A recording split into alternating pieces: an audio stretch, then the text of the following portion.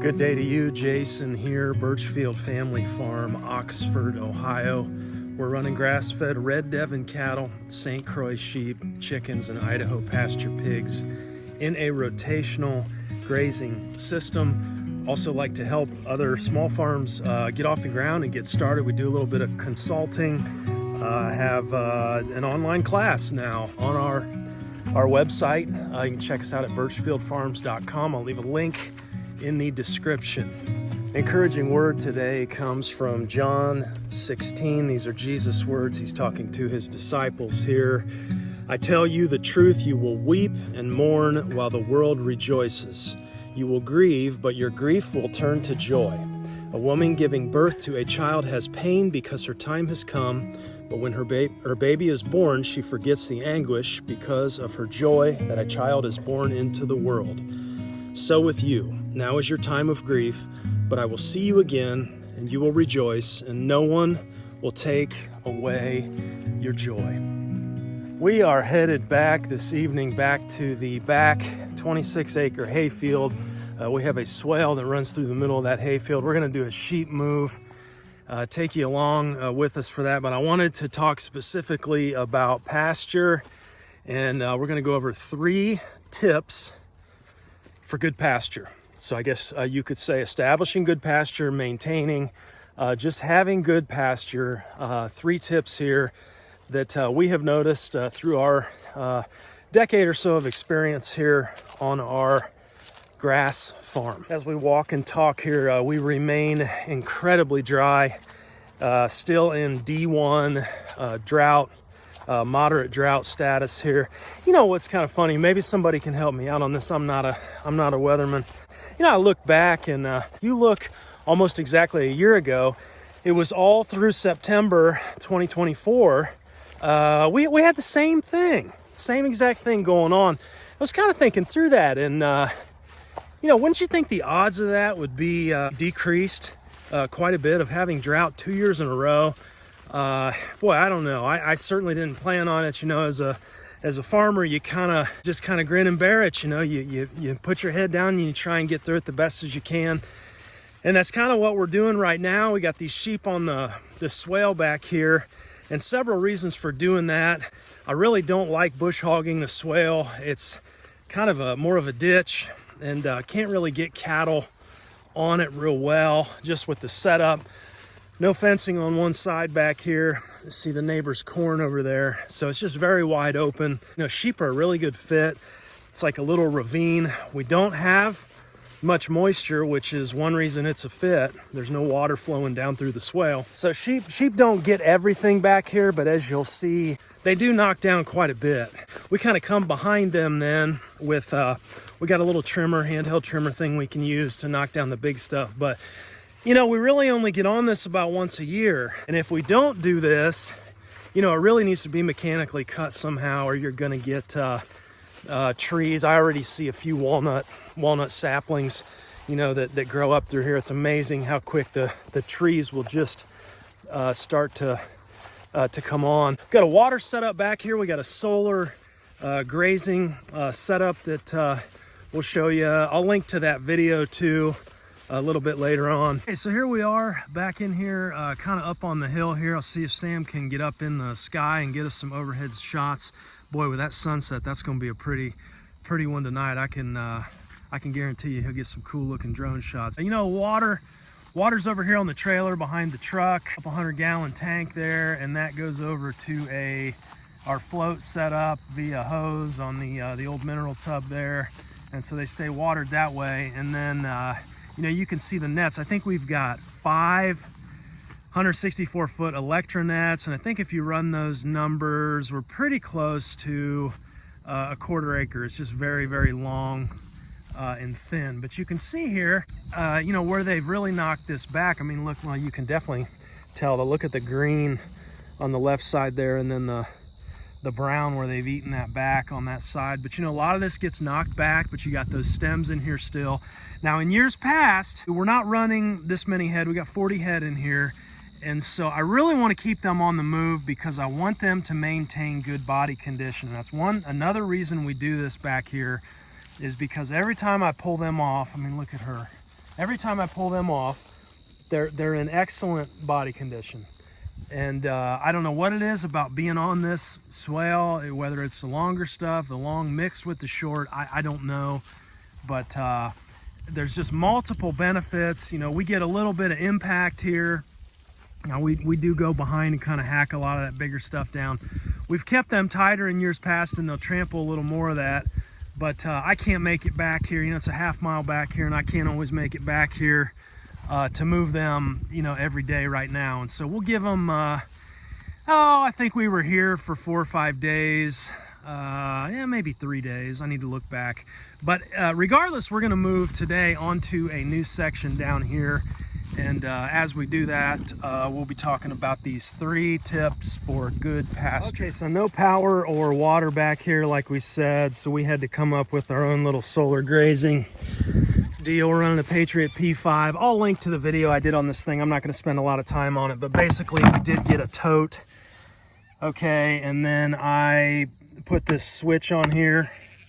That switch kind of shuts things off from the front there pretty easy, but you can see, you know, 100% on the charge on this thing, and over 13 volts on the battery. So just a charger in here. Is kind of a lot of horsing around with the cords and stuff, but everything works. A little grommet. A friend suggested putting a grommet thing on the side so the mice don't get in here and nest, but I think this will keep a lot of the water and the moisture out, and it's definitely staying charged and running this Patriot P5, so that's good. Okay, so here's the way we're going to do this before we move these nets. We made this little pin here, and I'm just going to run them over into this very small holding pin. So I guess 6 nets total here, if you want to count that one. Run those other 2 small ones, will you please? And we'll get them in here and let them eat on this for, oh boy. Always got to have a couple, huh?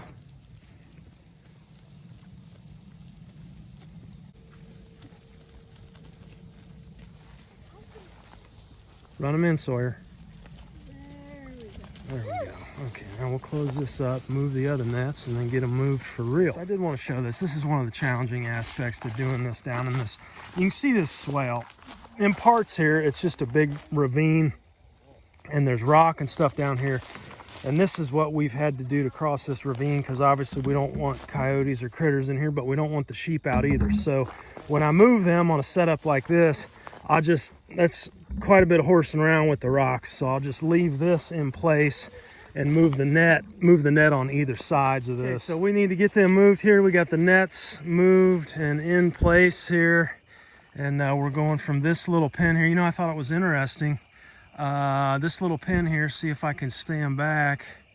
That's a 100-foot electro net. That's the little thing we keep around Mom's gardens there. And I brought that back just to kind of keep them in a little pin here. They've been here for what, maybe an hour? And we had, you know, the grass is nothing great right now. But look at that impact in an hour. So you run these numbers, about 40 head of St Croix, 100 pounds apiece, maybe 4,000 pounds live weight animal. This is a stock density here of about 278,000 pounds live weight per acre. And I did not really do that intentionally, but you can see about an hour and that thing has had it. I mean, look at that. Pretty incredible. You see, look at the manure, the droppings in here. Now, if this was longer, we'd have quite a bit of trample as well. So a pretty cool impact here in just an hour. Here we go. I got the girls down at the other end there. You're gonna have to turn the corner, sweeties. There you go. Turn that corner. You show the first few what direction to go, and the rest usually follow. We're trying to run them right around there. We're going down by the orange tub. You guys ready? Yeah. Always got these. There's always got to be one. Are you serious? Whatever. We'll come back for you. All right. Hey, Sawyer, push them down that other way there. There you go. There we go. Right in there. Step up, Ev. There we go. All right. Okay. Somebody want to go get our not so bright one there?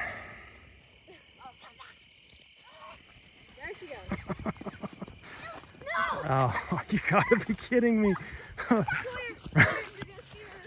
Gotta get with the program here, sheep. There we go. Good grief. All right. Okay, I am out here the next night. I got to yapping last night and I ran out of daylight.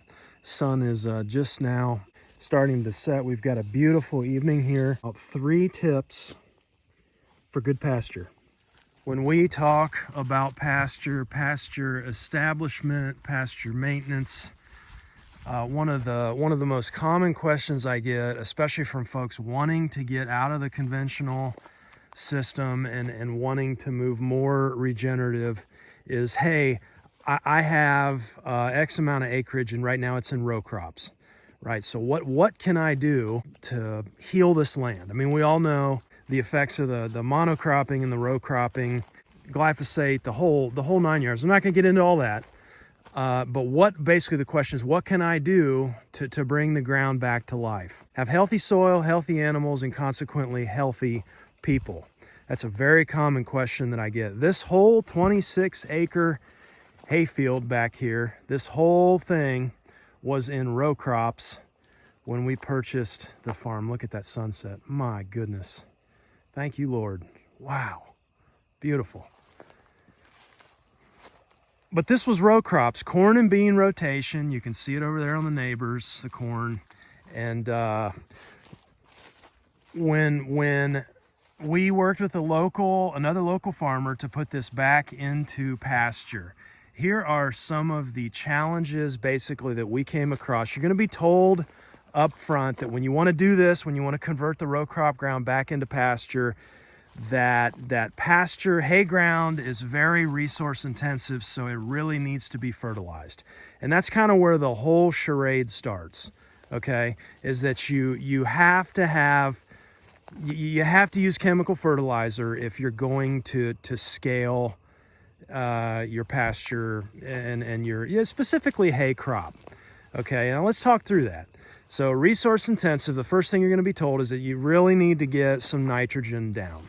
Okay, you got to put some nitrogen down. First thing first, I mean, we did seed this.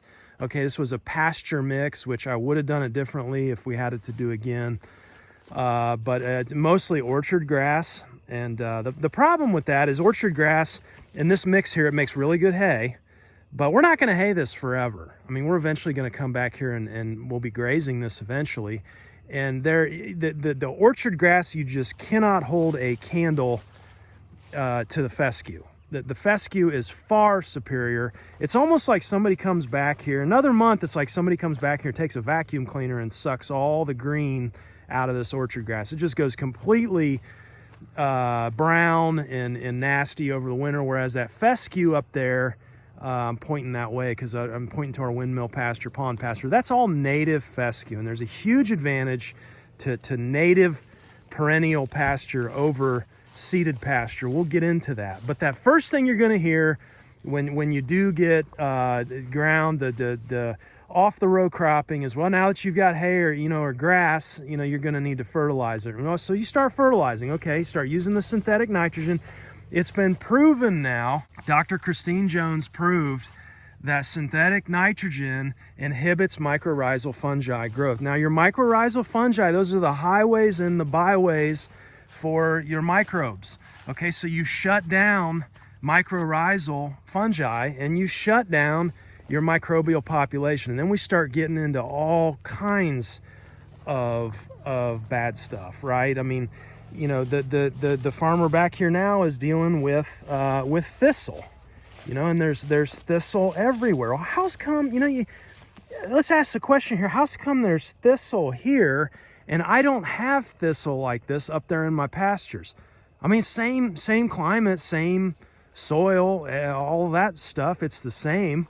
Why is there a thistle outbreak back here and not up there? You start using the synthetic chemicals and the nitrogen, you're going to inhibit mycorrhizal fungi, deplete your microbes, your microbial activity pretty much decreases, and what do you get? You start getting compaction. Your pH starts to lower.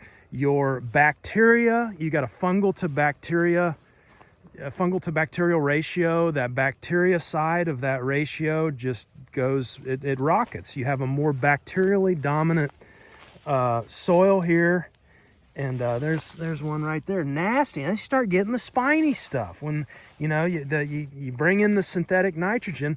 So that synthetic is going to lower your pH, raise the bacteria, and then you're going to be told a couple more things. You're going to be told, well, now that your pH is down, and also calcium, right? Your calcium is going to drop off, and that's pointing to those thistle there. Those thistle are trying to fix the problem for you, but now we're going to view those as the problem. So we got to come in now, and it's going to be suggested, well, we really need to spray now. We need to spray 2,4-D, and we need to kill all the broadleaf. So the problem with that is, look at all this beautiful clover, all this beautiful red clover. That 2,4-D is going to take out all of that red clover. Sure, it's going to take out your thistle. Absolute fairy tale to believe that the red clover is going to just bounce back and the thistle won't. I mean, so we've created conditions here for thistle to thrive. Okay, is the problem, and I'm coming full circle here. Hang with me. So you're going to be told now that you need to spray 2,4-D to get rid of the broadleaf, kill the broadleaf thistle. Okay, and also you need to lime. Now, I'm not against lime. Lime can be a really good thing, okay, if you need to raise pH. But the problem here is you get into these vicious cycles, okay, these cycles of, well, chemical on one end, and now we've jacked it up so bad we've got to go chemical the other end. And you're going to hear, well, that's just what we have to do to be able to scale.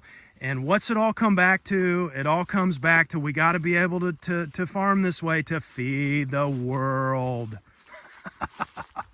Once we get rid of that lie, okay, and we're managing small scale regenerative, you guys have a tremendous advantage out there that are starting small, staying small, don't need to buy, $500,000 tractors and combines, and okay, because we're not subscribing to the Feed the World thing. We don't need to do it. Okay, that's what's got us into this mess. And point is here, it's a vicious cycle, okay? It's a treadmill, and the only people that make out, it's not even the commercial farmers, okay? You talk to them, they'll tell you they're buying everything at retail, selling everything at wholesale. So they're not making out either. The only people making out are the bureaucrats, the red tape politicians, okay, and the corporate goons. Okay, those are the only people, and they're making money off the backs of everybody else. Get off of it. Get out of it. Get off of it. Now, it takes time, okay? It takes time to do it the way I'm going to tell you here. But these are 3 tips here, and keep that in mind. We've been through this, okay, on this hayfield. I've seen it. We've lived it. Okay, get off the chemicals and get back on to small scale, keeping money in your pocket. Look, does it matter if you're making $10 million a year? If you generate $10 million a year, if you're paying $10.5 million out the back door? I mean, you're better off just, make 10, 15 grand a year and pocket most of it. It's getting absolutely stupid. And the problem is we're going to have to get to where it just gets really, really bad before most people are going to want to make a change. And that's just sad because, we can have good common sense about us and horse sense and look out a little bit, and we can see what's happening. And so step back, take some time. So my first point to good pasture is run animals in rotation. And that is what this needs back here. Okay? Take it out of hay and get some animals on it and run animals in rotation. And that's what we're working towards. But there's a context to everything. Everything takes time. It doesn't always move as fast as we'd like. That's okay. You got to start somewhere. And to me, having this in pasture was a tremendous improvement over having it in row crops. Okay, we had gullies and washouts running through this field like you would not have believed. I got a picture somewhere of one of my daughters standing in one of those ditches. It was up to her waist, the washout. It was insane, and the farmer just planted right over the ditches every year. I mean, you know, so this is a definite improvement. We're holding that soil in place, but we're not done. We're not done. Running animals in rotation, what does that do? We have an animal impact there. So animals are interacting with the ground. We've got fertilizer out the back end. They're taking in the forage, urine, manure, but also an interaction with the saliva even. The hooves of the animals, we've talked about this, the trampling effect. And the proof is in the pudding. Look, we don't have thistle everywhere up there. So it needs, this needs animals on it. It's begging for animals. It's begging to be off of the chemicals and to have animals rotating through it. And, you know, within that vein then, we're going to run good animals. You know, that seems like a no-brainer. But, you know, if you want to run grass-fed animals, then seek out somebody who's managing in a way like you want to see it done. Okay, I see so many folks that step out and they are wanting to do this, and they kind of go for, you know, more of a commercial type of animal, and either the animal's grain-fed, and then it crashes, you know, on just grass, or you get something like grazing the fescue. You know, you get a fescue toxicity to where the, you know, you've got an endophyte toxicity there with Kentucky 31 fescue. And these animals here, these sheep and my cattle, can handle that endophyte. They can gain on fescue. And what a tremendous advantage to having animals that will work for you in a system that is able to continue without chemicals. So animals in rotation, I hear people reach out and they're just like, hey, what can I do to get my pastures in shape, you know, before I get the animals on? It's a valid question, but I think we're asking the wrong question there. It's like going to the hardware and buying a mower and you know, saying, well, I need to cut my grass before I go buy the mower. Well, no, I mean, the mower's there to cut the grass. So the animals are going to do the regeneration. Okay, that's the animal's part in the system. They're doing the regeneration. They're interacting. Your job as land manager and steward is to set up a system in which they thrive. Okay, and you know, for us, it's been a system of rotation. So not leaving them in one place, but moving them around. There's a whole art and a science to that, and we talk a lot about that here on the channel. But running animals in rotation would be my first suggestion. So change the mentality of, okay, no, I'm actually going to bring the animals on, and they're going to get this whole system biologically moving for me, right? And it is just, I mean, the closest thing you could probably do is mechanically mow. You're somewhat simulating grazing there when you mechanically mow, but you don't have the microbial interactions there, or the biology. It's just a mechanical mow. But if you can't do anything else, you know, mow it. But just know, get your rotation set, and the animals are going to bring you soil health and fertility if they're cared for in the right way. And then that second one, mow behind your animals if you have a low stock density. So second tip for good pasture, mow behind your animals. So after you move them, come in and mechanically mow if your stock density is a little bit lower. What's that number at for us? We discovered that it's anything at or above about 40,000 pounds of live weight animal per acre. So on this little stretch here, you know, it's quarter acre, you know, I think I may have mentioned this already, about 16,000 pounds of animal. And, you know, we'll stay here for 3 days maybe, but you can see, and you can see where we came off of back there. A lot of this is still going to be up. Okay, you're going to see a lot of this goldenrod and this stuff still left over. There'll be patches and parts that they took down. Definitely taking the grass out on the outside here. We got to run the nets back a little ways, or the tall stuff folds down over the net and grounds it out. So we do come off of the tall stuff a little, but they get some of it. You can see this area here looks pretty good. A little bit of trample in there, but there's not a whole lot of like really intense impact here. And so when you're below 40,000 pounds, like on this here, 16,000 pounds, we need to come in here and mechanically whack this stuff down, and whatever your choice is there, mower, bush hog. We've got like a weed eater kind of thing on a push mower sort of setup. They make those. It's pretty handy for the taller, woodier stuff, or just a handheld, just a blade on a weed whacker. You could go that route if you wanted to. And then this third point for good pasture, focus on native species development. Okay, so I'm not against pasture seeding. It depends a lot on context. This field was designed to be a hay field. Orchard grass gives really good hay. It's a mix. For a time, that's fine, but up front there, like in our windmill pasture and our pond pasture, I don't want a hay mix. I want perennial pasture, and I just cannot find any type of seed pasture mix that's any better than what thrives here in a native way, and that is fescue, just plain old fescue, and maybe some red clover. But this whole field here, we did not sow a seed of red clover, and this whole field there's red clover everywhere. It's a tremendous blessing.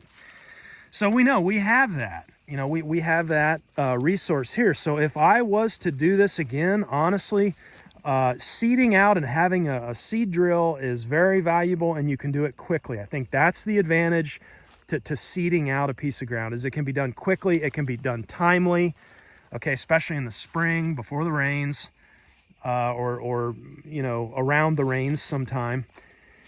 But if I was to do it again, I think in my context here, I would have better luck setting up a rotation.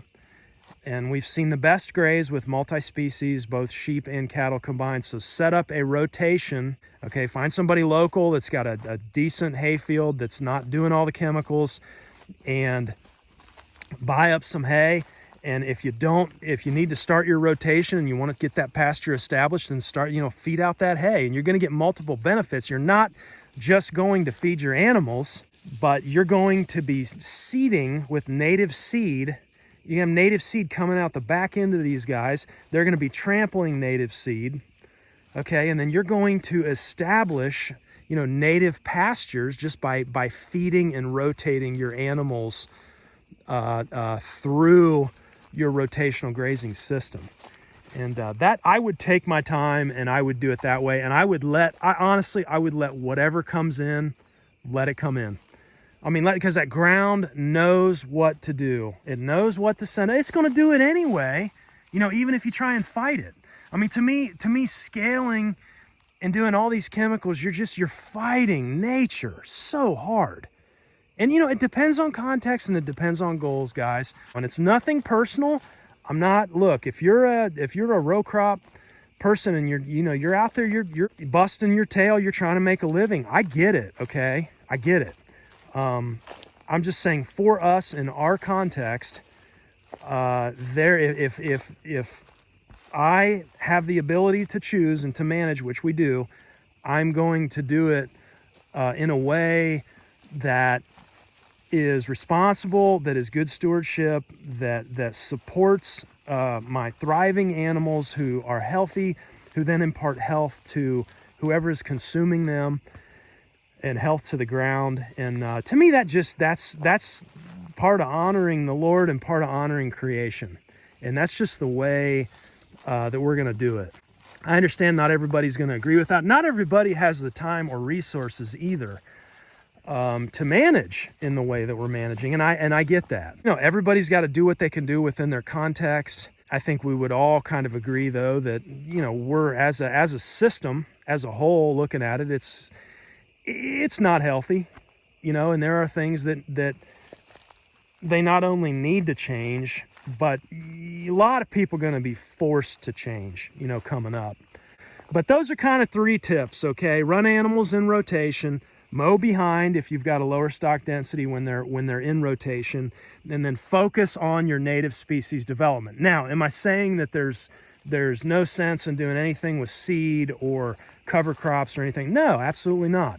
I think there are specific strategies then within your rotation where you can employ the use of things like cover crops. I was just talking to a gentleman in Texas, and he is he's gonna lamb. I believe he said he's gonna lamb in February this year. And I was asking, well, how's that gonna work? And because he's doing it on grass, and he's putting out cereal rye. And we do the same thing here. Do a little stockpile grazing and get that cereal rye out. I think I've mentioned here before, green cover seed makes that overwintering mix. Okay, which has been really helpful in our context. I think if you can drill that overwintering mix about 6 weeks before frost, that's when you're going to have the best luck. We have broadcast that stuff, and you get into this time of year and it's so dry. We just really don't have a whole lot of luck broadcasting that into perennial pasture. The only place that it's really done well is really where the cattle had a heavy impact. And it needs to be a little wet too, but the cattle kind of get everything, we call it pugging here. They kind of get everything pugged up, and then you can broadcast that seed. And you need good soil to seed contact, in other words. And but you sit down, and run those numbers. It may make sense for you. I think I saw a 50-pound bag of rye for cereal rye was like $30 a 50-pound bag. So figure out your seed cost, and then figure out what you can graze. Know your hay cost. And the advantage of that cereal rye is it's going to come on way earlier than fescue in the spring. So you'll have something early for these guys to graze here. And so run your numbers. Your 100 pounds of seed there is going to go way farther than you're buying in the hay for the same amount of dry matter there. But I can tell you this, grazing that cereal rye and grazing a live plant will be much, much healthier than just feeding out that dry hay. So you'll have that advantage going there as well. Plus you keep a living root in the soil over the winter. Granted, if you've got perennial pastures, you've got one there too. But that's kind of how I look at covers. Okay, what could we graze? What are we going to have there in dry matter? And does it make sense numbers wise? And then does it make sense from a soil health perspective? And we've got a specific strategy we do on the garden, and I think we've gone over that here before. But anyway, it's kind of my rant for tonight. The point is this: animals will regenerate ground, and we need animals and animal impact in our systems. Okay, we've got to figure that out. And I know there's always the question of scale and scalability. But I think a lot of times we're just not asking the right questions. It's my take, my opinion. All of this information is within my context, okay? Please don't bust my chops saying that it won't work for you. I mean, you're welcome to comment and say whatever you want. Anybody can say anything on here, and that's fine. But I'm just saying, I speak from my context. I speak from experience. Take what you can take. Let the rest fall away. When we talk about fungal to bacterial ratio 2, zooming into that a little bit more, we're looking for about a 1-to-1 fungal to bacterial ratio. We're still not there on our perennial pastures, but looking at just understanding that a field that's coming off of row crop ground and you're going into pasture, you're going to be very, very bacterially dominant. Okay, and that's what we're trying to get away from. But that's all those chemicals, the fertilizers, all that stuff. We're lowering pH. We're creating a bacterially dominant system that really is in need of more chemicals to sustain itself. And so you pull those off, and you're going to have a period of time, I guess what you'd call it, maybe like withdrawal for a drug addict or something. I don't know what to compare it to, but there is a product called microbiometer that we've used in the past, and that will give you can do a soil test with that will give you a fungal to bacterial ratio on your pastures. We've used that in the past. Something like our woods that's right back there, that's going to be more fungally dominant, having not been chemically farmed, having been a wooded environment to support that kind of forest there, or that kind of woods. You're going to need a more fungally dominant system there. And as we move in that direction, then you see more different types of species. So the interesting thing too is, and something that I've even wondered is, well, could there be a reason why when we take this hay here that has the fertilizers and whatnot on it, and we put that around the farm up front, we always see pigweed, we always see spiny amaranth, and could a reason for that be because stuff was harvested in that type of environment? Because the interesting thing is, on the hayfield here, there's no pigweed back here, there's no spiny amaranth seed. And so the point is, you're just awakening something in that latent seed bank when we put this stuff down. There's I think it's a combination of things. Again, compaction, compaction can do it. Or the point is, when you see certain conditions with the ground, that's going to awaken certain types of seed. And we've seen that firsthand here. And so when we have this proper animal management, we get a good fungal to bacterial ratio of around a 1 to 1.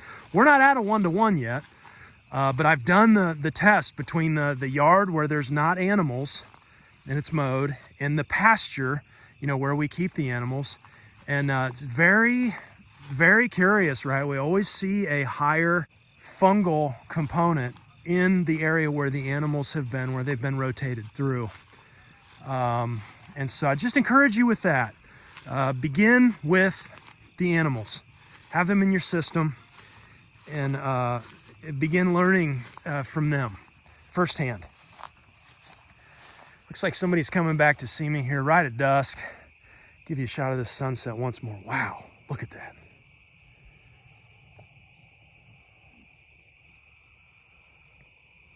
Absolutely amazing. Beautiful night. Thanks for hanging with me. Be blessed and be at peace. I'll talk to you next time. Take care.